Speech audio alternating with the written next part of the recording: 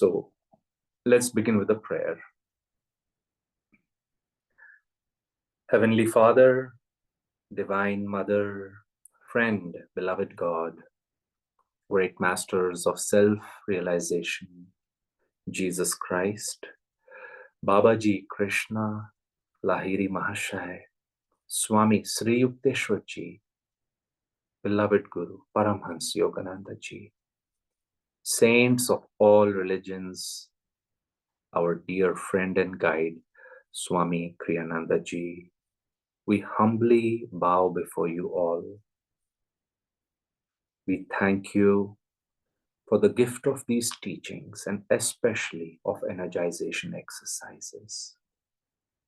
Help us practice these exercises with faith, attunement, regularity, willingness and reverence, that we may derive its deep benefits and help us channel these benefits to all our brothers and sisters. Om Shanti, Shanti, Shanti. Let's meditate, friends, just for half a minute. Keep the spine straight. Gently lift the gaze behind closed eyelids.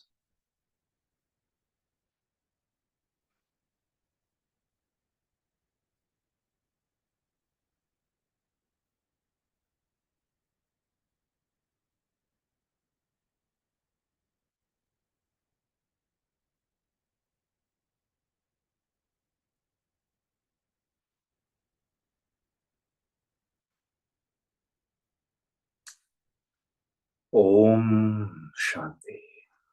Welcome once again, everybody.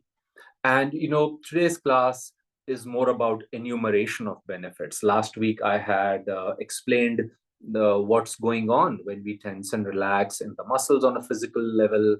I had read that quote, remember, from Glowing Health and Vitality, where Yogananda Ji said, ultimately, tensing and relaxing dissociates our awareness actually itself from the physical body. Prana and mind take over, and deep healing happens, especially, he said, of chronic defects. So there's a whole spectrum on how even tensing and relaxing can benefit us. So as we had said, let's go into the benefits. So I'll be reading. Today's class is a lot about what Master has read and what scientific community has found about research on exercises and tensing and relaxing. So I want to start with this book I had mentioned last week, and I'll read a few things from here. I'll explain wherever required. Now, remember, we had spoken about myokines and cytokines, these little proteins that are released from the muscles. They have local and systemic effects on the body. So here's one more. The myokines released by your skeletal muscle impact both the innate and adaptive branches of your immune system. Innate is that with which we are born naturally. That is already a part of the immune system. Adaptive is based on your environment, your needs. Your body puts up a response, a mechanism. So myokines, and which are released through exercise, they have an effect on both kinds of immune systems, immune responses. Then it says, the science is clear that autoimmune diseases are more prevalent among people who don't exercise. That's quite self-explanatory. Now, here's another one. I had mentioned that example when I had a sprain in my ankle decades ago, and when the cast was removed, my leg was almost half the size of the other leg because so much muscle was lost in just 6 weeks. So here, see, another beautiful thing they're mentioning. Without proper diet and resistance training, deterioration of skeletal muscle mass and deterioration of skeletal muscle mass, sarcopenia, don't have to remember that term, and declines in strength and power that begin in your 30s usually wind up quite noticeable by age 50.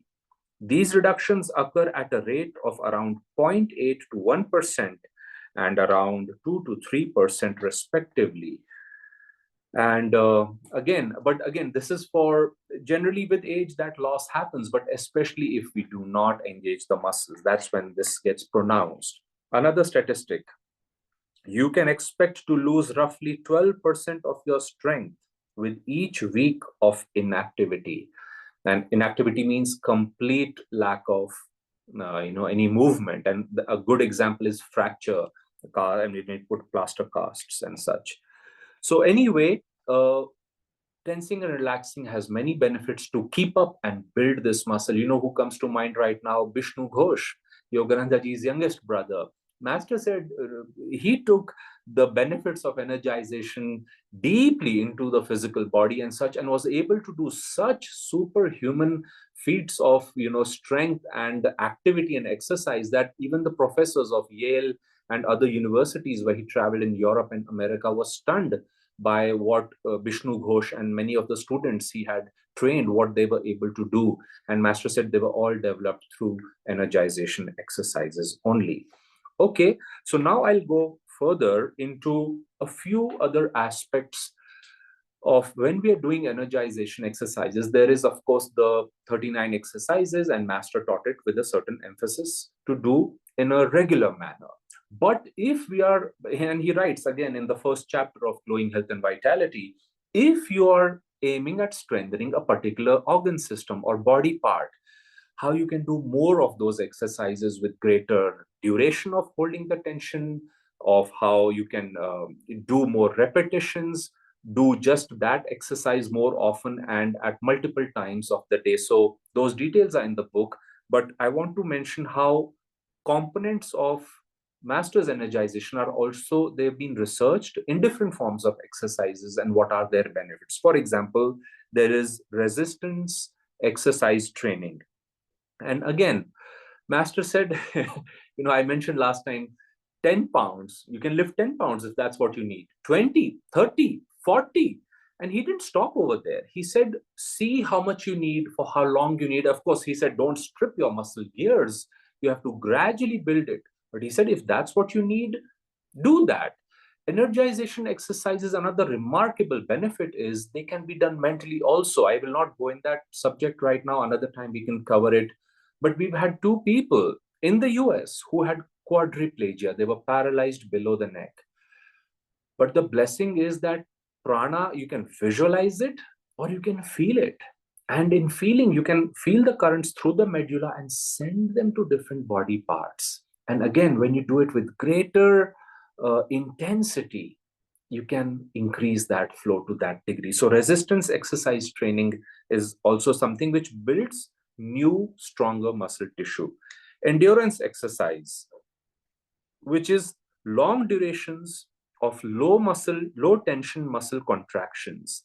They increase the respiration and cardiac output and blood flow, increasing uh, our oxidative capacity and our cardiovascular function and fatigue resistance. You don't feel tired. Master didn't know what is fatigue. Swami Kriyanandaji was very much like that, and that also comes by doing these exercises. Then there is another category called high intensity interval training. And again, what this really means is to gain results in a shorter amount of time, usually 30 to 45-minute sessions, or sometimes in a smaller workout also. Again, don't worry about this. What I'm trying to say is different aspects of exercises can be incorporated in our lives for different benefits. One thing that comes to mind after reading high intensity interval training is I had a patient who was paralyzed for 8 years because of a road traffic accident. To make a long story short, I told him to practice energization exercises and do 15 repetitions. But he was so desperate, and because he couldn't do all 39, he could do only a small range. He ended up healing himself. He threw his walking stick and was able to walk after 8 weeks. And later he told me he was doing 400 repetitions as often as he could in the day. And such was his faith. He said, I would pray to my God and I would do these exercises because I wanted to get well. So again, you can see the feeling component, the repetitions, the intensity with which he was doing, and the results that it brought him. Just last one or more benefits over here is, of course, tensing and relaxing. It brings stabilization to our joint muscles. It brings endurance. It brings muscle strength and power. And strength is for, you might say, day-to-day activities, and power is to have explosive, if you suddenly need a lot of energy. And really, friends, sometimes we come on the spiritual path and we think, oh, that is too much activity, it is rajasic. No, it is not. Master once said a yogi should have the vitality of an animal at a moment's notice if required. So that is muscle power over there, that if you require, again, we all don't have to develop it, but the potential and the promise is there. And finally, this beautiful thing that people are researching, it's something called, it's funny, in science, there's always a term and an abbreviation for everything. So this is called TUT, which is time under tension. And again, if you read the first chapter towards the end of this book, Master gives how scientifically, you may say, time under tension can lead to recovery from many ailments in different body parts, because he says, tense and hold it. Often it is after an inhalation, and you hold the breath. Sometimes it is exhale and then tense. You can read the different suggestions Yogananda ji has given. But again, these beautiful, simple techniques are now being researched and beautiful results are coming. So I thought I'll share this with you.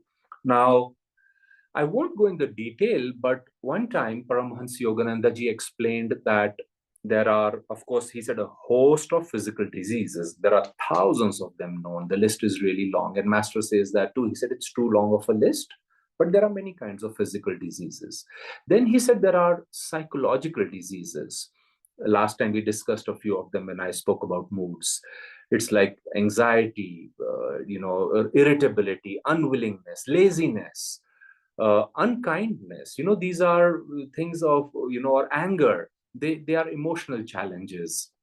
And yes, there can be many challenges why they come, and there are different modalities by which cure or some treatment can be offered. The third category Yogananda ji mentioned is spiritual diseases, unwillingness to meditate. Or let me actually read some from his list, because then his promise is very simple. He says, spiritual disease manifests itself in lack of soul peace, want of poise, restlessness, discontentment, inharmony, unwillingness to meditate, habit of putting off meditation, unkindness, lack of forgiveness, and a few others. Now, why are we discussing so much about the problem? Physical disease, psychological diseases, and spiritual diseases. Again, let me read his exact line. I never forgot it after I first read it years ago, and I think you'll remember it too. Master writes, the energization exercises, when practiced regularly, will automatically dislodge psychological and spiritual diseases from the inner self. So again, and because of lack of time, I won't go into the details, but again, in chapter 1, there are 4 paragraphs enlisting all the benefits that come to different organ systems, from the brain to the throat, nervous system, heart, lungs, digestion, bones and muscles, and many functions of endocrine organs, of functional diseases, lifestyle diseases like hypertension and such, autoimmune diseases. Master goes in the detail and he explains how, by doing energization exercises, by increasing the amount of life force we are bringing to that body part overall in the body, by increasing relaxation and removing tensions so that the life force can flow in greater amounts, how we can achieve this relaxation and these deep, deep benefits. So I'll leave you with that, friends. And for anybody who might be new over here, all you have to do is on YouTube, look at energization exercises of Paramhansa Yogananda. They are taught in English, Hindi, and many other languages by Ananda worldwide. Or you can visit any of our centers and learn these beautiful, simple, easy to do practices. A child can do them, senior citizens can do them, and everybody else in between. So beautiful exercises are a wonderful way to start your day and close your day too. God bless you.